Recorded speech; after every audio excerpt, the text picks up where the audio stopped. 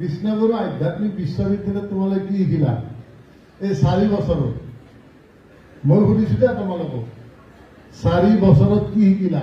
মই তোমালোকক কথা এটা কওঁ দে চাবা, আমাৰ যিখন মাৰ্কশ্বিট বুলি কয়নে নহয়, কয়নে নকয়? হে মাৰ্কশ্বিট পাছ কৰাৰ পিছত এখন মাৰ্কশ্বিট পাওঁ ন তোমালোকে যে মই MA পাছ। এই মাৰ্কশ্বিটখন এখন কাগজ বুলিয়ে ভাববা। তোমালোকৰ আচল সম্পদ কি জানানে? আচল সম্পদ কি? হা শিষ্টাচাৰ, সদাচাৰ, এইবিলাক সম্পদ মানুহৰ। বুজিছ? তুমি মাষ্টাৰ ডিগ্ৰী কৰি যদি তুমি শিষ্টাচাৰ নাজানা তেতিয়া তোমাক বেলেগ মানে কি ক'ব? হাঁহিব যে এই মাষ্টাৰ ডিগ্ৰী কৰিলে কি হ'ব, অকল শিষ্টাচাৰখিনিও নাজানে, হয়নে নহয়? সদাচাৰ, শিষ্টাচাৰ এইবিলাক চব শিক্ষা লাগে। আৰু এই বস্তুটো তোমালোকে কিতাপতো পাইছা কিজানি, আমাৰ কৃষ্ণগুৰু আধ্যাত্মিক বিশ্ববিদ্যালয়ত যিহেতু পঢ়, আমি তোমালোকক কেইটামান কথাহে ক'ব আহিছোঁ আজি দে। কাৰণ শিষ্টাচাৰটো বৰ ডাঙৰ বস্তু, সৰুৰ পৰা শিক্ষা ল'ব লাগে। অৱশ্যে সেইটো ঘৰত দিয়ে। মই কওঁ কিয়, মোৰ পিতৃৰ কথা কওঁ, আমাক খুব শিষ্টাচাৰ শিকাইছিল। আমাক মোৰ পিতৃয়ে খুব শিষ্টাচাৰ শিকাইছিল। আইৰ লগত বেছি কাম নাছিল, কিন্তু পিতৃৰ লগত খুব আছিল। আৰু পিতৃৰ প্ৰতিটো ষ্টেপ আগুৱাই যাব লাগিলে পিতৃৰ প্ৰতিটো কথাই কৈছিল আমাক। তোমালোকে সেনেকে মা দেউতাৰ লগত কথা পাতিয়ে চলিব লাগিব চব, বুজিছানে? আৰু মা দেউতাৰ পৰা আপোন নাই, আছেনে কোনোবা? মা দেউতাৰ পৰা আপোন আছেনে? নাই। মা দেউতাই ডাঙৰ, হয় না নহয়? গতিকে এই শিষ্টাচাৰ যিখিনি আমাৰ শিকা যায়, সেই শিষ্টাচাৰখিনি যাতে আমি আনতো যাতে প্ৰয়োগ কৰিব পাৰোঁ আৰু অন্য মানুহে যাতে গম পায়। কাৰণ তোমালোকে ক'ত পঢ়িছ? বিশ্ববিদ্যালয় বহুত আছে না, বিশ্ববিদ্যালয় বহুত আছে। এই বিশ্ববিদ্যালয়ৰ ভিতৰত আমাৰ কিন্তু কৃষ্ণগুৰু বিশ্ববিদ্যালয়খন সুকীয়া। কিয়?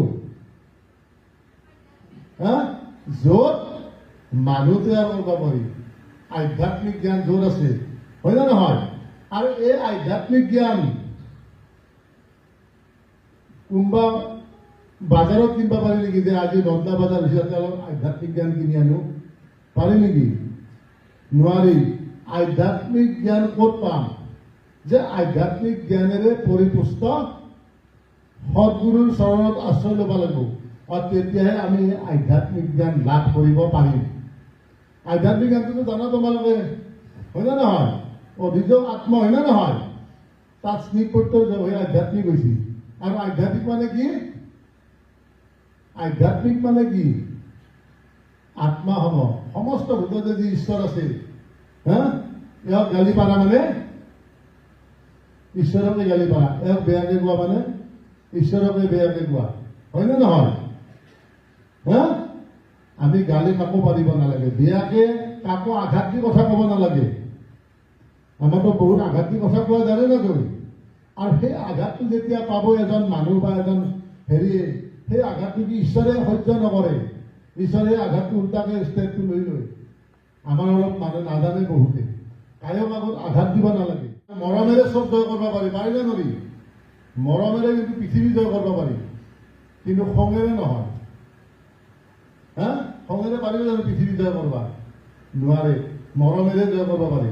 আজি আমি ইমান মানুহ কিয় চাবা? আমাৰ ঘৰতো 2 কোটি ভকত। আজি ইয়াতে কিয় আহে ভকতবিলাক? কিবা এটা পাৱাৰ কাৰণে, কিবা এটা সুধাৰ কাৰণে আহে। আৰু বিশ্বাসটো ডাঙৰ বস্তু। যিকোনো বস্তুতে বিশ্বাস লাগিব। তুমি ক্লাছৰুমত সোমাইছ, শিক্ষকে শিকাইছে, সেইটোৰ প্ৰতি তোমাৰ আগ্ৰহ থাকিব লাগিব, বিশ্বাস থাকিব লাগিব। সেইজন শিক্ষকৰ প্ৰতি বিশ্বাস থাকিব লাগিব তোমাৰ, তেহে তুমি সেই শিক্ষাখিনি গ্ৰহণ কৰিব পাৰিবা। নহ'লে অন্যথা তুমি গ্ৰহণ কৰিব নোৱাৰিবা শিক্ষা। সেইকাৰণে মই তোমালোকক কৈছোঁ, শিক্ষা বহুত পাবা, চবতে পাবা, কিন্তু কৃষ্ণগুৰু আধ্যাত্মিক বিশ্বৰ শিক্ষা বহুত বেলেগ।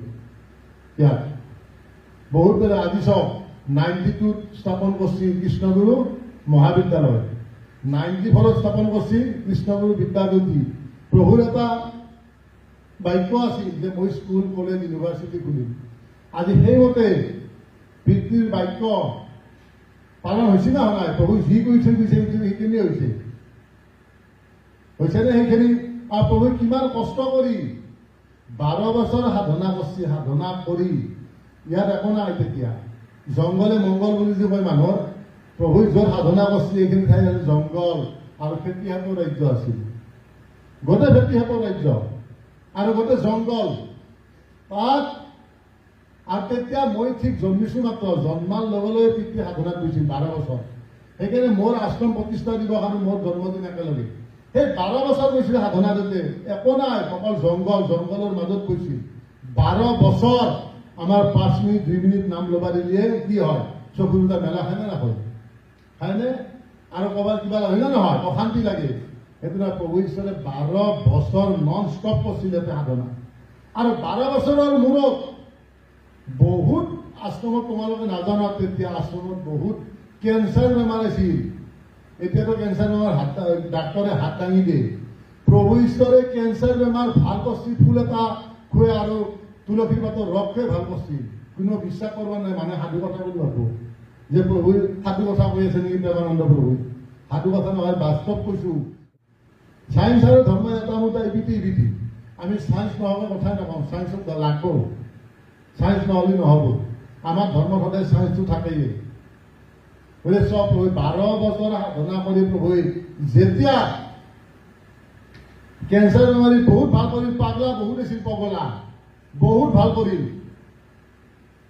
তেতিয়া প্ৰভু কৈছিল, বহুত মানুহে যে প্ৰভুই কৃষ্ণগুৰুই মায়ামত শিকি আছিল মন্ত্ৰ, কৈছিল বহুতে জানে আমাৰ মায়ামত শিকা বুলি কৈছিল। নহয়, প্ৰভু নিজৰ আছিল শক্তি, নিজৰ অপৰিমেয় শক্তি আছিল প্ৰভু ঈশ্বৰৰ। 12 বছৰ যিজনে সাধনা কৰিছিল সেইজনে যি কয় সেয়ে হৈ যায়। আমাৰ হয়তো বহুতে নাজানে, নতুন মানুহ, আমাৰতো চব নতুনে আছো, আমাৰ বহুত আছে অহৰণীয়া ল'ৰা ছোৱালী আৰু ভকতৰো আছে। কিন্তু মই কথাটো কৈছো কি, এতিয়া তোমালোকে ইয়াৰ পৰা যাবা, ভাল বস্তুহে লৈ যাবা, ভাল বস্তু লৈ যাবা। কাৰণ ভক্তিৰ লগত যোৱা বস্তু বাকী একো লগত নাযায়। কাৰণ মই তোমালোকক কৈছো, দুটা বস্তুৱে যাব, ভক্তি আৰু নাম, বাকী একো বস্তু নাযায় লগত। কায়ো নিবা নোৱাৰে লগত কায়ো নিবা নোৱাৰে। তুমি চোৱা, 4 বেদ 14 শাস্ত্ৰ 18 পুৰাণ কোনে ৰচনা কৰিছিল? 4 বেদ 14 শাস্ত্ৰ 18 পুৰাণ ৰচনা কৰিছিল কোনে ৰচনা কৰিছিল? ব্যাস।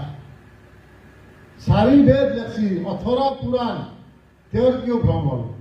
ব্যাসৰ ভ্ৰম হ'ব নামিছিল নহয়।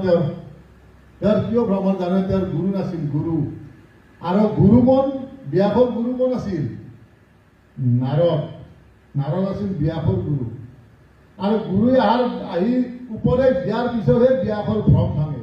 সেইকাৰণে কৈছে, জ্ঞানে কৰ্মে তাৰিতে নকজে, ভকতি নুপুজে তেৱে। জ্ঞান কৰ্মৰ দ্বাৰা নহয় কৰিব নোৱাৰে যদি ভক্তি নাথাকে। ভক্তিৰ দ্বাৰা মানুহ পৃথিৱী জয় কৰিব পাৰে, গোটেই জয় কৰিব পাৰে পৃথিৱী ভক্তিৰ দ্বাৰা। এনেকুৱা পাৱাৰ ভক্তিৰ, হয়নে? চব বলি ৰাজা আছিল, তোমালোক কাহিনী এটা আছে। বলি ৰাজা আছিল নে? বলি ৰাজা প্ৰহ্লাদৰ বংশধৰ আছিল, প্ৰহ্লাদৰ বংশধৰ একেলগে আছিল বলি ৰাজা। সেই বলি ৰাজাই যেতিয়া অমৰাৱতী দখল কৰে, গোটেই অমৰাৱতীখন আছিল ইন্দ্ৰৰ ৰাজ্য গোটেই দখল কৰি দিছিল বলি ৰাজাই। যেতিয়া বলি ৰাজা দখল কৰি দিলা, ইন্দ্ৰৰ থাকিব জাগা নাই। যিজনাই ইন্দ্ৰই সোণাৰ বিচনা থুৱে, সোণাৰ লগত পানী খায়, সোণাৰ হেৰিত ভাত খায় কাঢ়ি, সেইজন ইন্দ্ৰৰ অৱস্থা নহয় গ'ল। তেওঁ কি কৰিব? এতিয়া উপায় নাপায় তেওঁ নাৰায়ণৰ তাতে গৈছিল। তাকো বিষ্ণুক লাগ ধৰিছে প্ৰথমতে, ব্ৰহ্মাক লাগ ধৰিছে প্ৰথমতে। ব্ৰহ্মাক লাগ ধৰি কৈছে যে মোক মানে নাৰায়ণক দৰ্শন কৰি দিবা। কাৰণ ব্ৰহ্মাৰ বাহিৰে বেলেগে নোৱাৰে, ব্ৰহ্মাহে পাৰিব দৰ্শন কৰি দিবা নাৰায়ণক। এই বুলি লৈ গ'ল নাৰায়ণক। তাকে লৈ যাওঁতে ক'লে যে তোমাৰতো এনেকুৱা অৱস্থা, তুমি বাপৰে ইন্দ্ৰৱতী ৰাজা, তুমি ৰাজা, তোমাৰ এনেকুৱা অৱস্থা কিয় হ'ল? তুমি মোৰ অৱস্থা এনেকুৱা অৱস্থা কৰিছে মোক বলি ৰাজাই। তেওঁ খিনাই গৈছে, শুকাই খিনে। তেতিয়া নাৰায়ণে ক'লে যে তুমি এটা কাম কৰা, ইয়াত বিলাই আছে, তাত যোৱা তুমি, অমৃত বিলাই আছে, তুমি অকণমান অমৃত খাই আছো। অমৃত খাই আহি এতিয়া হৃষ্টপুষ্ট আহি ধুনীয়া হৈছে আৰু খাই লৈ। কিয় মানে কি, নাৰায়ণক নুশুধাকে কিয় আৰু বলিক আক্ৰমণ কৰিব গৈছি নহয়। যাতে তেতিয়া বলি কি কৰিলে, তেওঁক ভৰিত থৈ দিলে, থৈ তেওঁৰ হাহাকাৰ, এতিয়া অৱস্থা নাই তেওঁৰ। চাৰিও পিনে হাহাকাৰ ইন্দ্ৰৰ। তেতিয়া মাক অদিতি আছিল ইন্দ্ৰৰ। ইন্দ্ৰৰ মাক আছিল অদিতি। অদিতিক ক'লে যাই গম পালে অদিতি যে ইন্দ্ৰৰ এনেকুৱা কৰিছিল বলি ৰাজাক। তেওঁ কি কৰিলে, তেওঁ নাৰায়ণ তাকে নিজেই লৈ গ'ল। হেৰি কি আছে, অদিতি নিজে গ'ল নাৰায়ণ তাতে।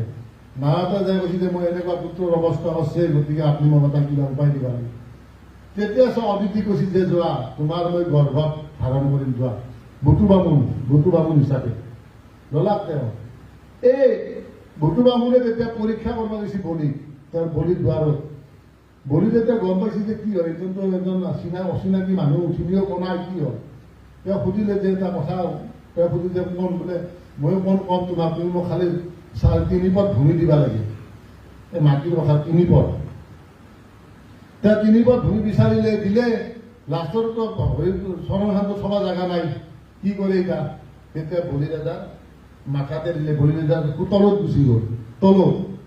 তলত যেতিয়া যায়, তেতিয়া তেওঁ আছো এখন ভাল ৰাজ্য পালে। ইন্দ্ৰ ৰাজ্যখনতছে এখন ৰাজ্য ভাল পালে।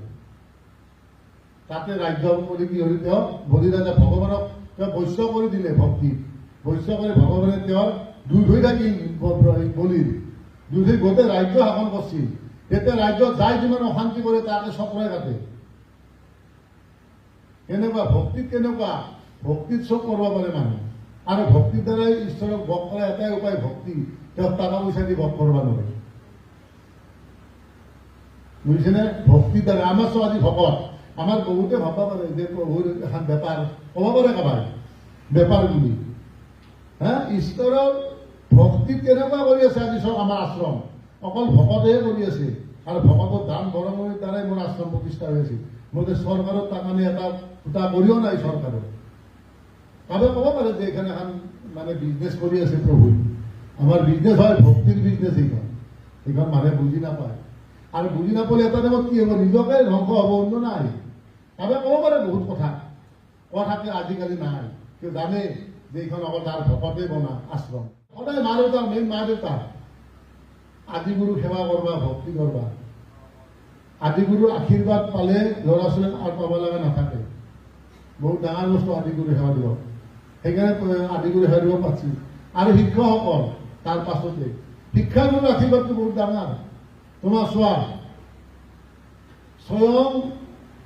যিজন স্বয়ং হৈ আহে, যাৰ প্ৰত্যক্ষত সৃষ্টি স্থিতি প্ৰলয় হয়, যাৰ ইচ্ছা নহ'লে গছৰ পাত এডাল নলৰে, যিজনৰ ইচ্ছা নহ'লে কথা ক'ব নোৱাৰো আমি, যিজনৰ ইচ্ছা নহ'লে আমি যাব নোৱাৰো, খোজ কাঢ়িব নোৱাৰো, সেইজনৰ এজন গুৰু আছিল, শিক্ষক আছিল।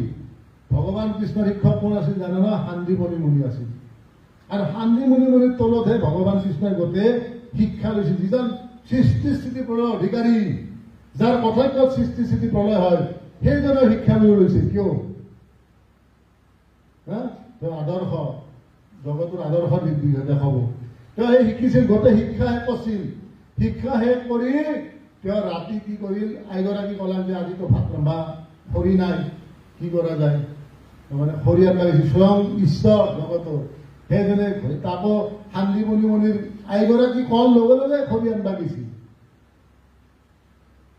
খৰি আনে ৰাতিটো হাহাকাৰ, আহি নাপলা। তেওঁৰ চিন্তা হৈছিল শান্তিমণি মুনিৰ যে কি হ'ল, আজিতো আহি নাপলা ৰাতি। আকৌ ৰাতিপুৱা বিচাৰি বেচাৰি গৈছে, সেই জংঘলৰ মাজত তলত শুই আছে, বৰষুণ বিৰাট ৰাতি, তাতে গৈ থাকিল কৃষ্ণ আৰু হেৰি গতিকে কৃষ্ণ লৈ আহিল এটা হেৰি আছে, শান্তিমণি মুনি লিখিল যে মোক তেতিয়া সুধিছিল যে তোমাক যি বল লাগে মোক কোৱাচোন, কি বল লাগিব? তেওঁ কৈছে মোৰ একো বল নালাগে, মই এটা খালি মোৰ ল'ৰাটো, মৃত ল'ৰাটো জীয়াই দিয়া।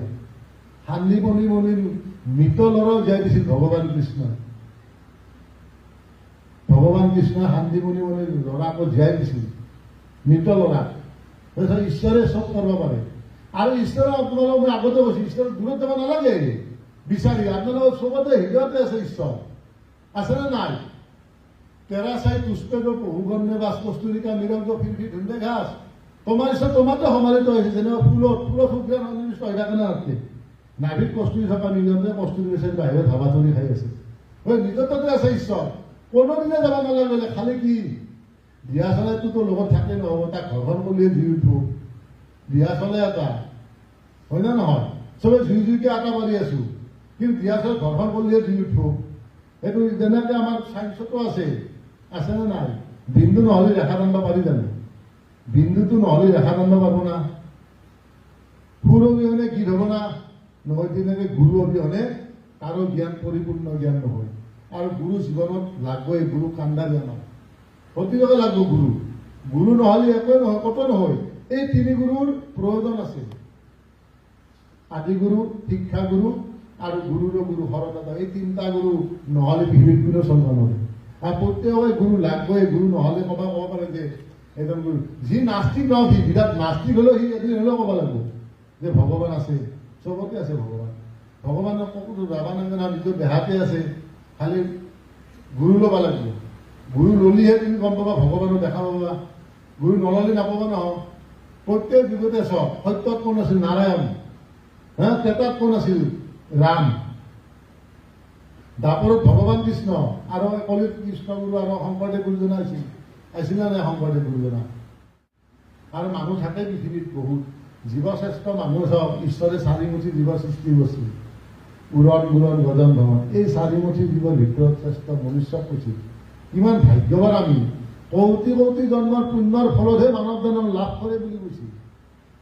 ইমান সহজ নহয়। কিছুমান ল'ৰা ছোৱালী আছে না, কিন্তু ল'ৰা ছোৱালী নাই, হয় না নহয়? ঈশ্বৰৰ ইচ্ছাত কিন্তু চব হয় না নহয়? যে আদি শুদ্ধ হৰি সৃষ্টি সৃজন কৰয়, তাহাৰ প্ৰত্যক্ষে জন্ম মৃত্যু হবে হয়। যে আদিতে আছিল শ্ৰী হৰি, আৰু সেইজনা ভগৱন্তৰ কৃপাতহে জন্ম মৃত্যু চব হয়। তেওঁ আগত ল'ব লাগে চব। ক'ৰবাত গেছো নিবা আৰু হোৱাৰ ধুনীয়া।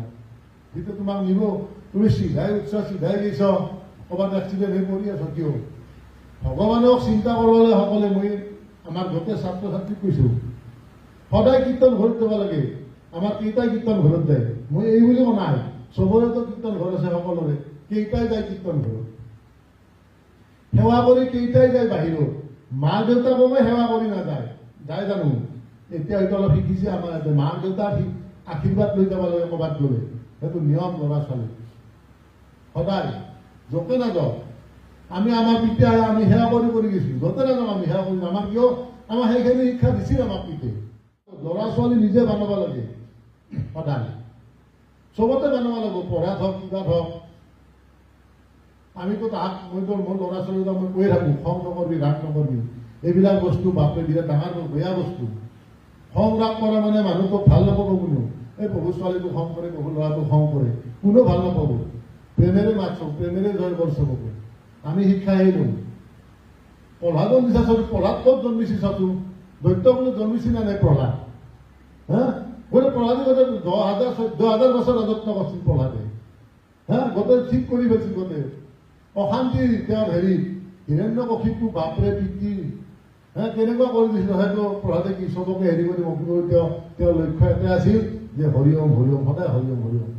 প্ৰহ্লাদ, ধ্ৰুৱ, কপিল দেৱহূতি সংবাদ আপোনালোকে পঢ়িছে, যাৰ পঢ়িছে আমাৰ বহুতে আছে। কপিলে মাতৃ দেৱহূতি জ্ঞান, নিজৰ মাতৃ জ্ঞান দিছিল কপিলে। তেওঁ হৰি হিচাপে আছিল কপিলে জন্ম লৈয়ে। কৰ্দম মুনিৰ পুতেক আছিল আৰু দেৱহূতি আছিল মাকৰ নাম। দেউতাকৰ নাম আছিল কৰ্দম মুনি। তেওঁ কপিলে গোটেই জ্ঞানখিনি দিছিল মাকক, ভক্তি জ্ঞানখিনি। যে ভক্তি কৰ মা, ভক্তিৰ বাহিৰে মা একো নাই। কিন্তু পুতেকে দিছিল মায়াকক জ্ঞান। ভাল বস্তু চবৰে পৰাই জ্ঞান ল'ব লাগিব। মা বুলি কথা নাই, নিজৰ ভাইটি হ'লেও তাৰ পৰাও জ্ঞান ল'ব লাগিব, সৰুৰ পৰাও জ্ঞান ল'ব লাগিব। আৰু ডাঙৰে বেয়াটো বুলি তাৰো নুশুনো, কিয় শুনিম? আমাৰ টিচাৰবিলাখানে অধ্যয়ন কৰে নে নকৰে? মই দেখা নাপাওঁ নাছোঁ, মইতো বেছি টানচোন আৰু আছোঁ। মাজে মাজে দেখি অলপ ৰাস্তাত মাতটো অলপ দমনীয় কৰোঁ, হয় নে নহয়? মই বেছি কাম চাফা নাই, বা ছোৱালীকেইটাৰ লগতো বেছি কাম চাফা নাই। তোমালোকে আমাৰ টিচাৰে পঢ়ে নে নপঢ়ে? টিচাৰ পঢ়িব লাগিব নালাগে ছাৰ? টিচাৰে পঢ়িব লাগিব, অধ্যয়ন কৰিব লাগিব। আৰু টিচাৰে অধ্যয়ন কৰিলে এইখিনি শিকাব পাৰিব। তুমি নাভাবা যে মই মাষ্টাৰ ডিগ্ৰী চব পাৰোঁ, এইটো নহয়। কাৰণ এজন ল'ৰা বা ষ্টুডেণ্টক সেই কুৱেশ্যন এনচাৰ নিৰ্ভৰ কৰে টিচাৰৰ ওপৰতে। আৰু কোনে যে বহি চাব নোৱাৰে, বেলেগো বহি চাব নোৱাৰে। আৰু বহুত টেলেণ্ট টিচাৰ আছে, হয় নে নহয়? গতিকে মই কৈছোঁ, তোমালোকেও কৈছোঁ, শিকালি যিটো চেপ্টাৰ শিকাব ভালকৈ শিকাবা, আৰু সেই চেপ্টাৰটো ক্লিয়াৰ কৰি কুৱেশ্যন এনচাৰো দিব লাগে। ইয়াৰ পৰাতো ওলাই যাবা এদিন লাভ চবে যাই আছে এটা এটা যাতে সদায় চিন্তা কৰে তিনিটা আদি গুৰু শিক্ষা গুৰু আৰু শৰণেৰে তিনিটা গুৰুক খুব স্মৰণ কৰবা কলি চাবা তোমাৰ মংগলে মংগল য'তে যিমান বিপদ নহওক তোমাৰ সেই বিপদৰ পৰা তুমি ৰক্ষা কৰবা একো হ'ব নোৱাৰে গতিকে তোমালোকৰ কাৰণে মই নকওঁ ইমান বেছি নকওঁ গতিকে তোমালোকে সকলোকে আশীৰ্বাদ দিছোঁ এটা সকলোৱে যাতে জয় ধৰি লৈ সকলোৱে আশীৰ্বাদ চবৰে ভাল হওক মংগল হওক সকলোৱে সেৱা লওক চবে যাতে মংগল হয় জয় কৃষ্ণ গুরু শিল্পী কৃষ্ণ গুরু বলা কৃষ্ণ গুরু বলা কৃষ্ণ গুরু বলা কৃষ্ণ গুরু কৃপা মিলক কৃষ্ণ গুরু বলা কৃষ্ণ গুরু বলা কৃষ্ণ গুরু বলা জয় কৃষ্ণ গুরু জয় কৃষ্ণ গুরু জয় কৃষ্ণ গুরু